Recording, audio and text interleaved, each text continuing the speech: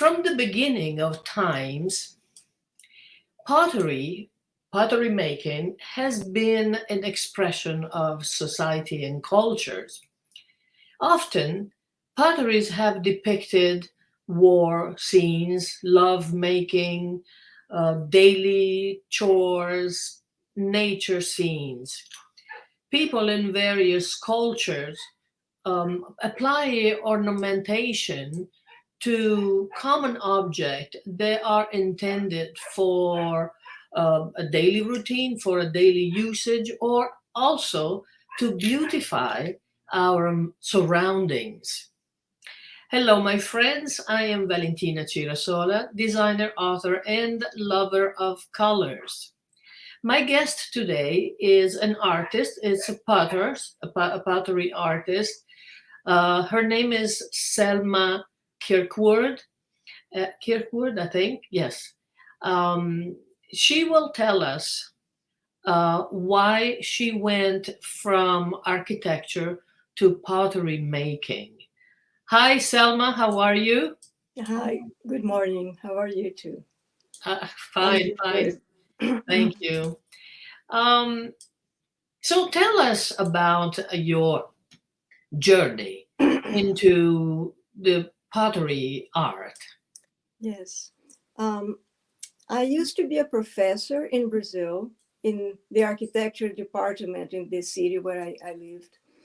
And at some point, I had a sabbatical in the art department of another university. So I spent some time um, having access to ceramics lab. And it was my first experience with ceramics, and I really loved it. And I just jumped on it with a lot of interest and really a lot of passion. On the other hand, architecture can be very technical too. So ceramics offered this kind of freedom where you can do anything and you don't have to worry about a building collapsing or the way um, the future uh, people that are going to live there, how they're going to feel in that space if you do, so it's pretty free. So that was very attractive to me. Well, pottery collapsed too, but you don't Well, have you don't have much liability on but that. yeah, but it doesn't offer many risks. Many. Let me see if you can turn your volume up a little more. I'm sorry about this. Just a little. If you can turn your volume up. Okay. Oops. Now you disappeared.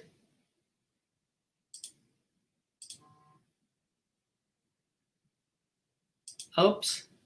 Are you there? Okay, here we go. Sorry, I didn't want to make you disappear. So your potteries are very different, at least the way I see it, than what I see around. Your colors and shapes of the potteries that you make seem to be um, reflections of your Brazilian ethnicity. Um, do you think the Indios, in your indigenous Indios of your country have been an influence on your art? No, actually, I don't. I was not very exposed to ceramics like indigenous art forms. I was, during my education, I was more exposed to architecture and art, but mostly European architecture and art. And but when I first came to live in the US, I had a couple of pieces where I think I tried to recover some memories of whatever I had seen in Brazil. That was not a lot. of indigenous pottery. Um, Color wise, I love colors too, and I do think that Brazil is very colorful. The people, are colorful, and the culture is colorful, and the nature. We don't have, at least in the area I come from, we have summer basically all day, all year long, and things are really, the nature is very exuberant and colorful. So I think in that way, yes, yes, So your, let's say, nature is your inspiration. yes, Really? in great part, yes. Yeah. Do you seek a different way to be inspired? Is something else that inspires you? No, well, I don't seek it, but I think as we live and experience different things, we accumulate like a repertoire of ideas, even if you are not, if you don't really know that you got that um, kind of vocabulary, Mhm. you do acquire it, and you do acquire it in different, everything I have seen in my life that have been interesting, visually appealing, and that I would think, oh, I'd love to have done that. um, so, somewhere in my brain, in our brains, I think some stuff sticks there, and they come back when you need, when you are, kind of free thinking about a piece, and with hands on. um, I think all those inspirations, they come back to a point where it's hard to find, to get a direction, because there are so many options. For me, it's like the big problem is where to go, because there are so many different paths that you could, follow. After you start a piece, there are so many options. um, So do you record what you see as an inspiration in your mind only, or you put it down on papers like maybe I would do? yeah, no, I don't. I'm not very organized, and I enjoy this freedom, of, it's like an adventure. Anything could happen. Mm-hmm. So when I start a piece, generally I don't have a plan. Sometimes I have a plan, like, oh, I want to make a bowl, or I want to make a vase. Um, but I generally don't have a plan. And if I do, it's going to go somewhere else completely different, always. Um, so many times I just start playing with the clay, and one thing leads to another. Sometimes even the way they I cut a piece of clay, and there is some kind of shape there, or some irregularity in the clay, and that takes me somewhere, and the next step comes from the previous step, and at some point, if I'm not happy, I could just undo everything and start from the beginning. The thing is, I really need to be happy. Um, So you do encounter in those moments where you had something in mind and something else came out, and you thought, well, this was not what I wanted, but I'm happy anyway. Do you encounter those moments? Yes, but rarely, because I generally don't have something, really in mind. I have a vague idea that I want to make like a vase, and Mhm. that could change. I could end up doing something completely different, or I could start with a bowl and like the way it's going and transform it in something else. So there is a lot of freedom there. If I do have a plan, it's gonna go somewhere else, probably. Mhm. um, so I really like excuse me, I really like to be free, and could be anything, and just experiment, and it's like an adventure with no risks. Yeah. Well, I'm going to show the audience some of your work. First of all, let me check if we have any comments. Not yet. Let me put the video on that I made for you with your work, and see what happens here. Okay.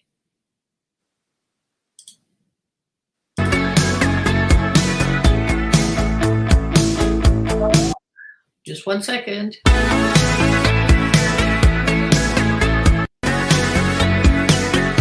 Not working. Just 1 second. I will. It starts from the.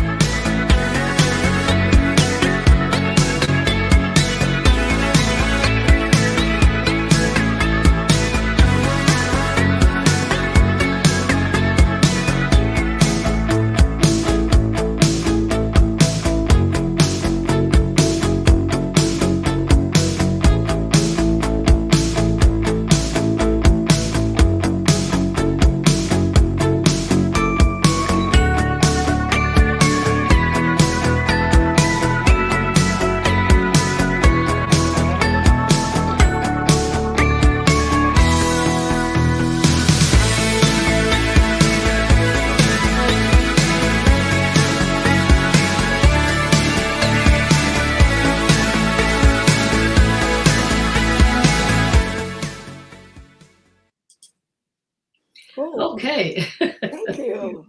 Nice video. Yeah. It's beautiful work, and Thank you. I love what you do. I really love your shapes and colors.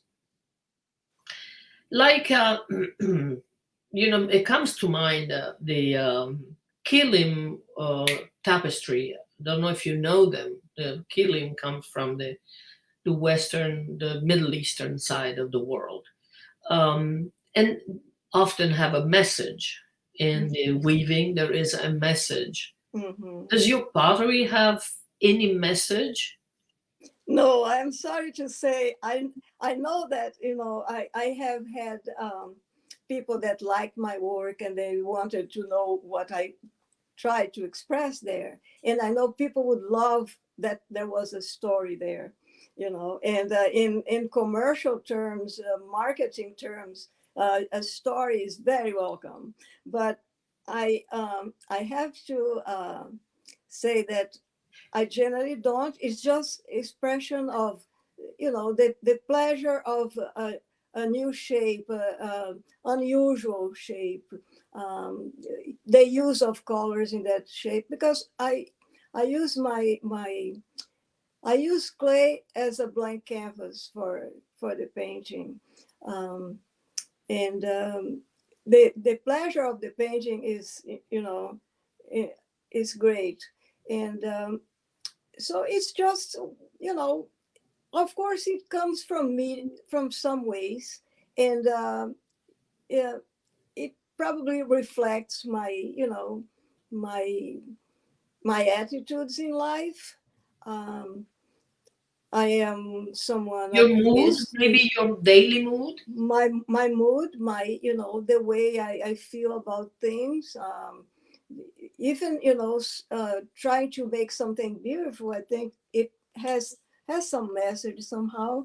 And sometimes I wonder, I have so many pieces in someone's homes, and I imagine, if those pieces are, how they are appreciated, what contribution they have, for just the pleasure of looking at something that looks nice. Yeah. Like you look at nature and you see so many beautiful things, and that's that pleasure of just contemplation, and no messages, just whatever you want to take from it, you can take it.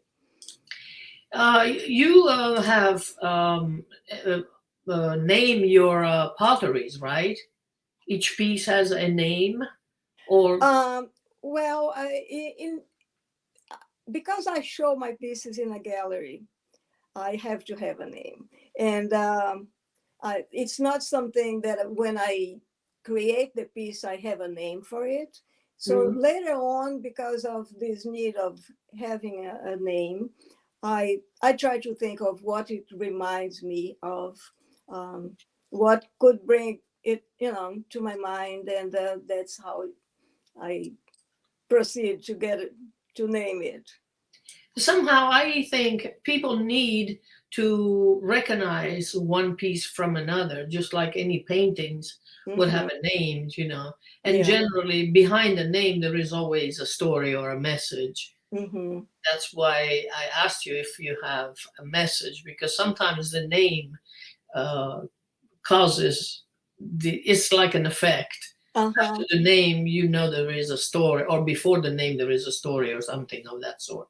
Yes, I think it could be considered a very subtle message because it comes through shapes, colors, names. Of course, the name sometimes has something to do with what I was thinking or how what I was living during the time I made that piece. I have some pieces that reflect that, different moments of my life. Yes, but that's very subjective. So Of course. yeah.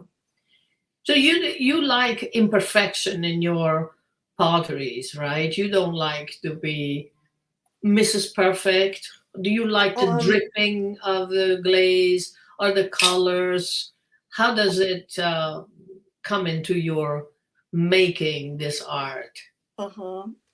I think maybe because of my architecture background, I tend to try to make it perfect, even knowing it's not going to be, and insisting on it and using a lot of time. And people say, "Oh, how patient you are to do this," But that's that search of doing it perfect.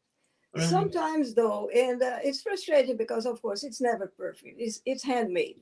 Yeah. Um, but sometimes I have tried to do this, and it's an exercise on a kind of freedom that I still have some attachments to this order, Mhm. from my education. But sometimes I have had exercises on you know during this freedom, and it's been interesting to do that, Mhm. to do both. I think I've been changing a little bit, becoming a little bit more loose in my work. Mhm. Sure, architecture does put you in a straight line, because Hmm. I've studied architecture too, and I've noticed a change in my art, and is everything has to be kind of perfect. Hmm. It's just something that you're trained to do, and your body, your brain just goes Hmm. to that order, Hmm. assembly things. Hmm. Yeah, So I think there is a lot of exercise. Like I do some mental exercise without knowing it, but trying mhm, to get free, get more free and liberate my mind of those right. rules. Um, a good example in architecture is Gaudi. Yeah. I, Oh, it's that's art. That's not architecture any longer. That's just art. that's But art. Yes. that's poetry. That's beautiful.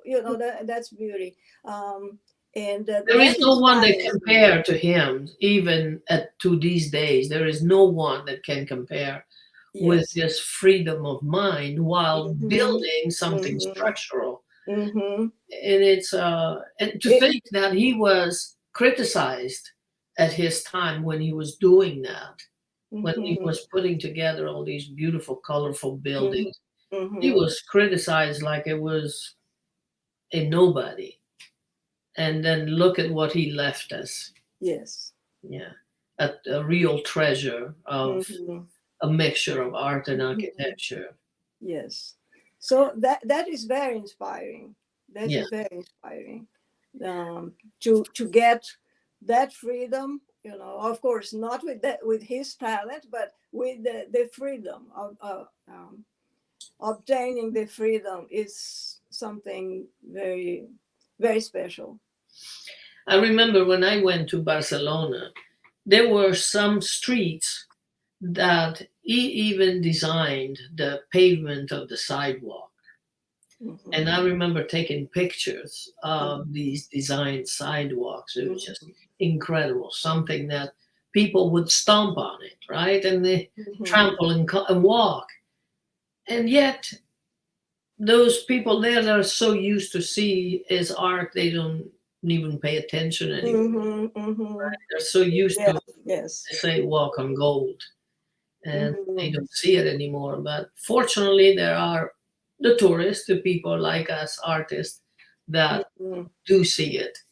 And I did record a lot of payments. I have to say, I have taken pictures of a lot of sidewalks when I was in Barcelona. Yeah, Mhm. it's an amazing architect. Yeah, but Barcelona wouldn't be the same without his Oh work. no, absolutely It's not. yeah. You're right. So the glaze of the pottery is, I see in other potteries, I see the glaze very shiny. And Mhm. yours is not. It's opaque, but it looks organic. Mhm. What can you tell us about? Why is the difference? What is the difference between the shiny glaze and your glaze? Mhm.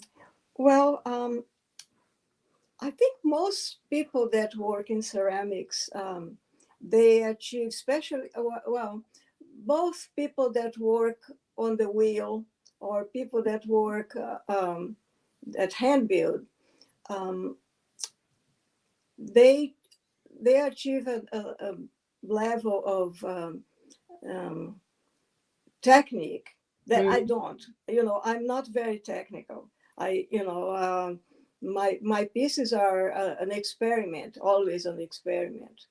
I don't even have a method of how to build a piece.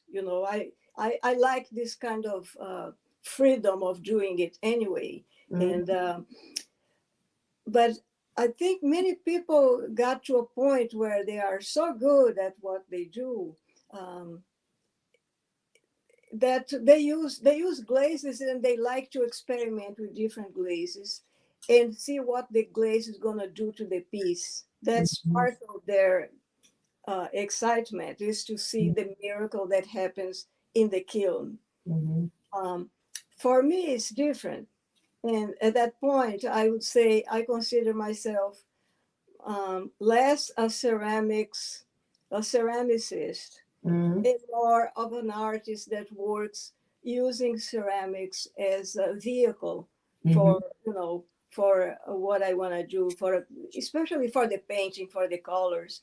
Um, so I am using a black canvas actually to do art on top of it. Um, Mhm, mhm. so for me, I like to know what I'm getting. I like to rule at that point. In the beginning of the piece, I'm letting it go, but when I come to the final um, idea, I want to see it as I thought, as I'm seeing it then. Um, so I don't like the miracles that happen inside of the kiln. I like to know what I'm getting. And so I use a lot of underglazes that give me a good idea of what I'm getting. And I use a clear matte glaze on top, which is just like to make the piece well finished, to make it resistant to water, to give it, like a nice finish, but it also reinforcing the colors, because the clear glaze will make the colors more outstanding, more um, what's the word? More, um, Sharp. yeah, more Yeah, vivid, more vivid. yeah. Um, so so the glaze for me is just it's a little detail, and for many people glaze is almost the whole thing. They have this perfect piece and they glaze it, and sometimes they use different glazes, one on top of the other, to see what comes out. And uh, and I think their excitement is on that magic that happens. Yeah. And yeah, and for me, it's like I'm making a painting, and I want it to look the way I'm doing it. Nice. Now, let's talk about a little bit of decor. Since I'm an interior designer, I see this kind of minimalist kind of decor, which I cannot say I like it, but it's none of my deal. It's like whatever people like. Mm-hmm. In this minimalist world, it's where people try to skimp on their clothes. They're minimal in their clothes. They're minimal in their house. Do you think that people are still liking to have decorative arts around so they can afterwards dust and and add work to chores to their lives? Mm-hmm. Well, there are, there are all sorts of people, and I think for some people, an art piece is something that they admire and they like to achieve. And I have sold many pieces along, many years. Um, but there are trends, yes, there are trends, and I believe that many people are attracted by whatever trend is on right now. And there is this trend of either black or white or something very subdued. And if I were trying to be, to market and, to sell, if that would be my objective, I probably would be doing that, trying, to make minimal and very clean and black or white or gray. But it's not like for me. It's the pleasure of doing it. It's the doing. I'm not good at marketing. I'm not good at selling my work. Um, I don't like to do that part at all. Most That's artists don't. Yeah, and so that's true. That's totally true. And so I just ignore those trends, and they come and they go. At some point, people start doing more colorful pieces and something more artistic. I kind of ignore that, and I center in, I focus on what I really like, And and I absolutely, understand. and you do good because that way you will always be an original. Hmm. Hmm. Yeah. And not following trend is the best way than that a designer of any kind can do. Hmm. Being an original and being a leader Hmm. in whatever things you do. That's to me is very important. Who Hmm. cares Yeah. what people want to have in their home Hmm. because or want to dress with? Don't really care. They want to follow the black, white, and gray Hmm. herds of sheeps is fine with me. Hmm. Yeah, to stay true to yourself is the best thing that you can do. Hmm. Yes. So that's my message for today. Stay true to yourself, anything you do, in anything you do. Hmm. Yes. Yes. So if someone wants to transfer, let's say, no, excuse me, you told me that you don't do the photo transfer. Okay, so I'm sorry, I won't ask you that question. That's okay. But if someone has just taken a a short course in high school or college about potteries, and then years later want to start to do that art professionally, what would they do with that little knowledge that they have?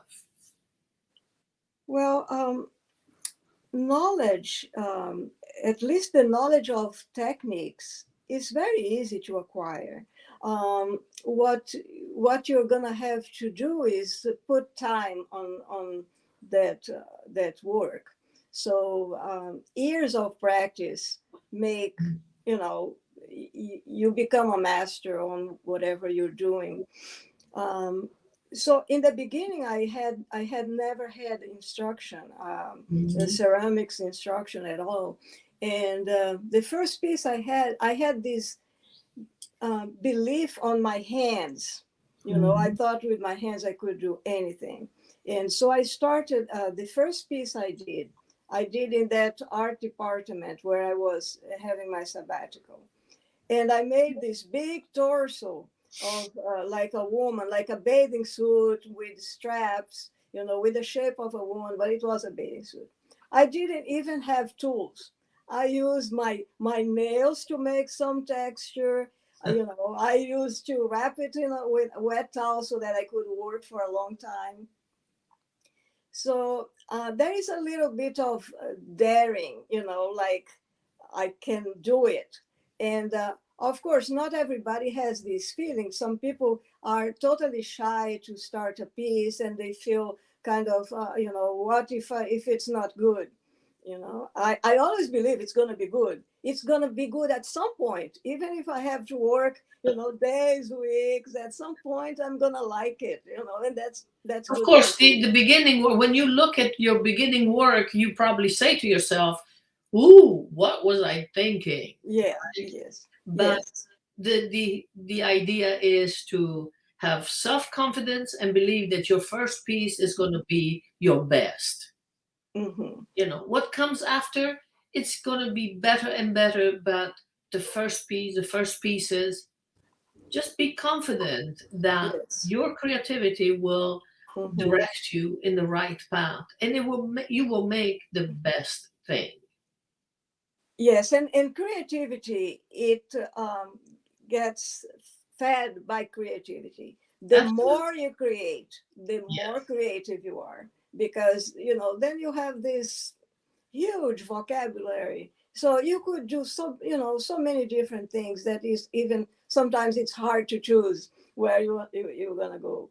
Um, Yes. Yes. but it just improves with Absolutely. time, and of The course thing there. is to believe in yourself. Believe in Yes, yourself. yes, yes. It's like when one gets up in the morning and said, "Oh, what a dreary day." That's not true. Hmm, hmm. Even if it rains and hails and thunder and storms, the beautiful day, it's always there because you're alive. Yes. And that's what makes it beautiful. You're alive and you can do anything you want. You can even make a mess up pottery or mess up painting. It's still Hmm, going to be a beautiful day. hmm. Yes, and I think the pandemics taught me that. That was a very hard time for me. My husband had cancer, and he passed away after that. And Oh, with all, thank you. With everything that was going on, I became so aware that the most important thing is to be alive. Being alive is precious, and we just Um, I know that people can be depressed by chemical reasons, and yes. what can you Yeah. say? But there are so many good reasons to to be happy to be alive right Yes. now at the moment. That's um, It's yeah, the best gift we have every yeah, day is the yeah, best gift. yes. That's And the with breath. that gift, we can create anything we like. Yeah. That's what even creating our day is. It's an art Hmm, form. hmm, Even creating a list for groceries, hmm. it's an art form. And you have to see me when I go grocery shop. I take pictures of flowers. Yeah. I take pictures of flowers and then I forget to buy groceries. And then one day I realized I had too many flower pictures. I said, what am I going to do with this? And I came up with a book. I wrote a book based on flowers, the flowers that I took a pictures in grocery shops. Hmm, I made color schemes for different rooms. hmm. So that's another way to be creative. That's very interesting. Yeah. So this show, it's about creating, just like we have been talking about, creating beauty in the daily life. You know, what advice do you have to create beauty in really in the routine in the daily life that we go through every day, whether it's work or playing? What else? What can you tell people? Well, I can say what it works for me. I think it's open your eyes and see, because there is so much beauty around us. You take a walk and you see trees, the texture, in the shapes of the leaves and all the colors. And sometimes it's roots. Near my house, I have taken pictures of these roots. They are so beautiful. They came out of the sidewalk and they form this beautiful design, and so I think, especially if you deal with art, you become more aware of art when you see it. Sure. And we are surrounded by artistic things, shapes and textures and colors that can be an inspiration. And I would say, to be open to the new, to be open to the new. For me, that's very important, because for me, each piece is a different piece. I don't, I don't try to repeat myself or to copy anyone. So it's the adventure of the new, and achieving something different. And I think the way you look at your environment and things in the world, also there is beauty, even in misery and poverty. You can see beautiful things all the time. It's just a matter of opening your eyes and absorbing it. And so that's what I could say. Very good. So, with that thought, I will close the show, and don't go away. So, I think our time is up. Yes. So, I will close the show by saying the usual phrase: peace and love to everyone.